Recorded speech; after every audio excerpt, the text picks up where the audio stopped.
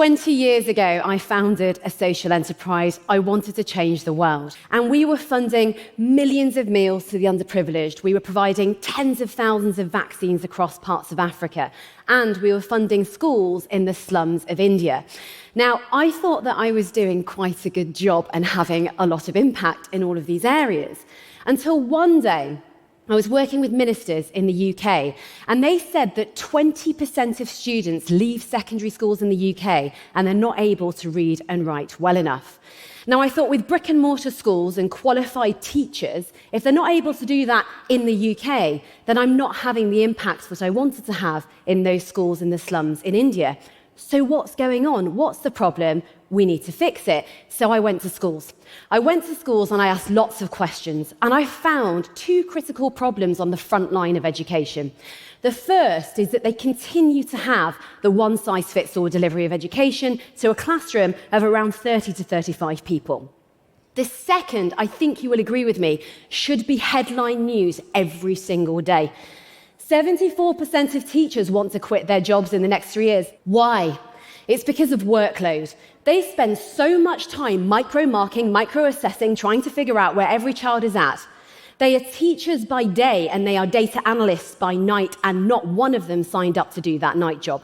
So, walking around schools, I had a smartphone in my hand, and we had machine learning applications telling us how we should shop, how we should save, and how we should sleep. And I thought, why don't we have this technology in the classroom telling us how we should learn? We've got to build that technology. But we can't use any old machine learning recommendation engine. We need to combine artificial intelligence with neuroscientific theory and the learning sciences to learn how every single brain in this room learns. Because if we can fix learning, we can improve outcomes. We can personalize education for every single one of us and provide intelligent insights to teachers to reduce the workload. So 12 years ago, I built a team.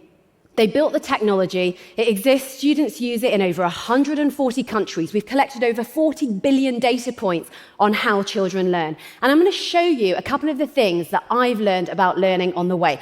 But before I do that, I thought it'd be really important to share with you some student feedback that I have on our platform. Yeah? It's really important because it tells us what children's expectations are when they use an AI education partner. So I get feedback like this. I'm trying to say, thank you, it's lovely, it's brilliant. I think Century will help me achieve things that I thought were impossible. It's a golden child, right? My life's purpose has been fulfilled. And then these sweet, lovely, innocent children send me messages like this. I don't like this website. It makes me able to do my homework. Wait. And then I'm being bribed. I will give you £100,000. I'm not joking. You just need to give me no work. Give me a button to do the work for me. Now, these children and that sentiment very much ties in with a recent survey where children were asked, how do you use AI LLMs, chatbots, with your homework? A staggering fifth of children admitted they get AI to do all of their work for them. So they're not using AI to help them learn, they're using AI to actively avoid learning. Now, I know some of you are frowning right now, thinking, how dare they? I don't think they're that different from us. Think about how we felt when we first used ChatGPT. This is my very scientific chart. I think that you all felt euphoric. You thought, wow, I'm going to look like a genius. I never need to do any work ever again. This is amazing. Yeah? And then it hallucinated and confabulated, and you were like, big tech, seriously, you had one job to do, Sam Altman, with all that money, and it's making stuff up, right? And then for the lawyer who shared it in a courtroom and got fined, sheer humiliation and embarrassment for those people. And I think we've ended up with this sort of sinking realization of acceptance, right? That the shortcuts don't really replace the work. They're very helpful, but we still need to learn, we need to produce, and we need to think. Now, when we read those long answers that an LLM chatbot gives us, it feels very fluent when you read it, doesn't it? The problem is that fluency we often mistake for learning. And that is why people we know, not us, of course, but they end up with this sort of illusion of competence, like they know everything, right? What we actually know about learning is that learning requires what researchers called a productive struggle. It's this sort of mental effort, right, that builds understanding.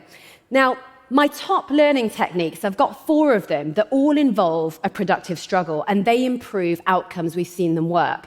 3 of them are about memory. This is really important. Memory and understanding are 2 sides of the same coin. If you think about it, we draw on what we remember in order to shape what we think. If we can't recall it, we can't use it. So the first important one is retrieval. This is simply the act of recalling from our brains. The students in a study were given a passage like this one, right? And it's the students who only read it once, but then tried to recall it from their memory, who could remember it far better than students who just read it over and over and over again. The second is spacing. And this is essentially students who then space their learning over time. So rather than cramming things all in one go, students that can do that active process of retrieval over time, because then you're essentially going through that productive struggle over and over again. The third, we don't like this one, but it's just generation, right? So students in a study were given word pairs like rapid fast and cold and hot. But then another set of students were just given the first word and then a cue, like the F, they had to come up with fast. Students who have to generate the answers themselves, even if they get them wrong initially, create a stronger memory trace. They remember more in the end. And then the fourth is reflection. When we reflect on our work and we are given structured feedback in 3 very specific ways. How am I learning right now? What is my learning goal? And then what are the gaps to get to that goal? What do I need to do? Those students improve their outcomes. Now, you'll find that these 4 techniques have something in common. They are harder. They all involve a productive struggle. We know sustained mental effort strengthens the parts of the brain, and it's positively correlated with growth in the brain.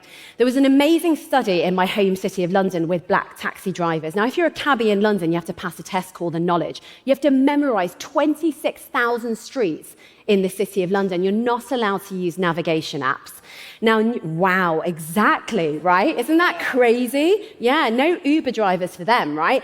And so neuroscientists scanned their brains, and they found that parts of the hippocampi in the brain, this is the part of the brain that's responsible for spatial memory and navigation, were larger in parts with experienced cabbies. Because you have to build all of those mental models. You have to generate new routes every time you have a new passenger. And so they say that that growth, because of the positive correlation with what they have to do, is really meaningful and telling. And it is no different for learning.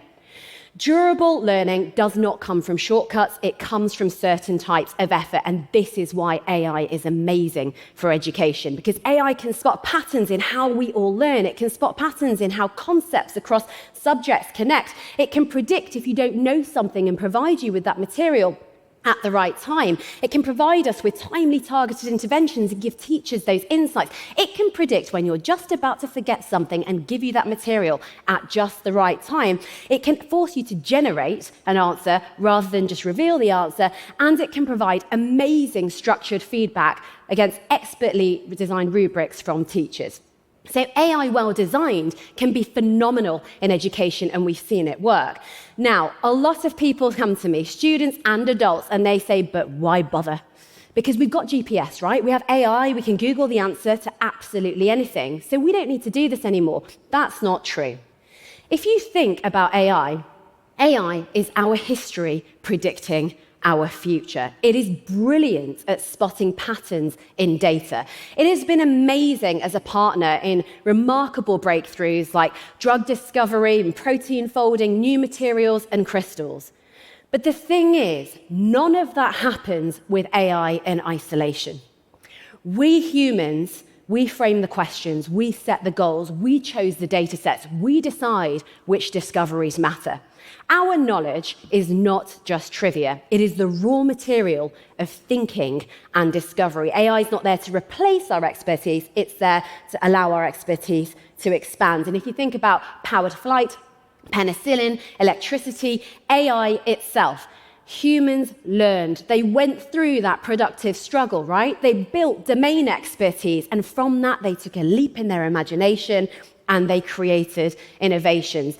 So for students who want to cheat and want to use AI to do their homework, for us lifelong learners, right, who are reading and reading and reading and reinforcing that illusion of competence, just remember you do not get the growth unless you go through the struggle. So whether AI is good or bad for education is totally up to you.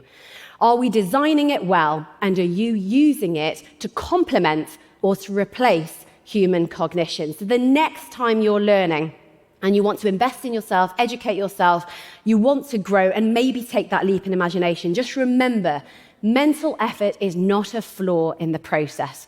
It is a critical feature that allows learning to stick, allows us to build expertise and fuel human ingenuity. Thank you so much for listening to me, and good luck with your AI journey.